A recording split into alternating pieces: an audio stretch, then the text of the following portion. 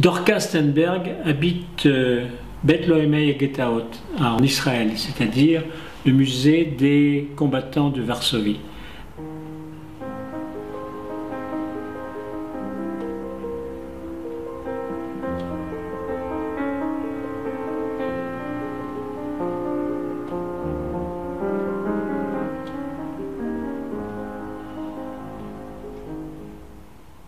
Elle est l'une des dernières combattantes de Varsovie qui soit vivante et qui soit en Israël. Et j'ai interrogé une de ses amies qui s'appelait Ravka. Quand elle écoutait, c'est une petite femme souriante, cheveux poivre et sel, très vive, très dynamique. Et elle habite le kibbutz, en fait, c'est un kibbutz, Bet Lohemei Getaot. Et elle écoutait ce que je disais, les questions que je posais, et elle est venue spontanément me voir, enfin voir l'interprète et moi-même, en disant « Je voudrais, comme je vous ai écouté, et j'ai entendu vos questions, je voudrais que vous m'interrogiez moi. » Et alors on a eu une conversation très, très belle, très douce. C'est une femme douce et souriante, on la sent une mamie attentive. Elle s'occupe beaucoup des enfants, elle s'est occupée d'enfants toute sa vie. Et je la sentais, elle a un regard presque d'ange. Elle regardait souvent vers le ciel.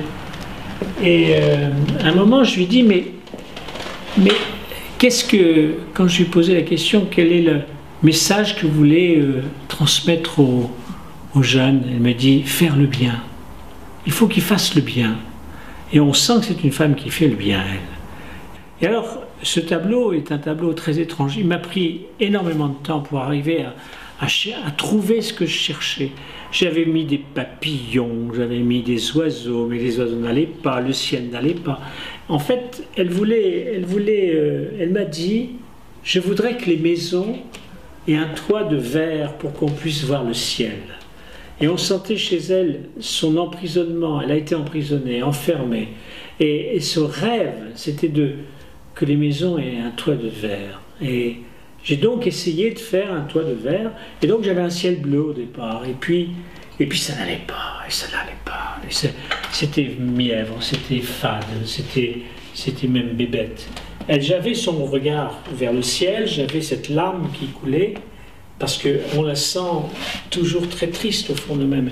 J'avais ces barrières du camp, et puis surtout le bleu et le blanc des vêtements des prisonniers, car les déportés avaient un bourgeron de bleu et blanc.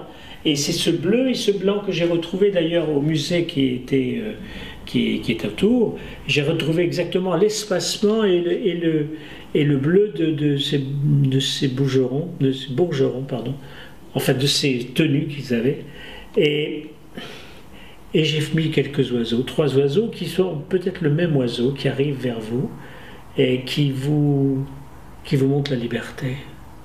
C'était donc un tableau sur la liberté et le bonheur de vivre.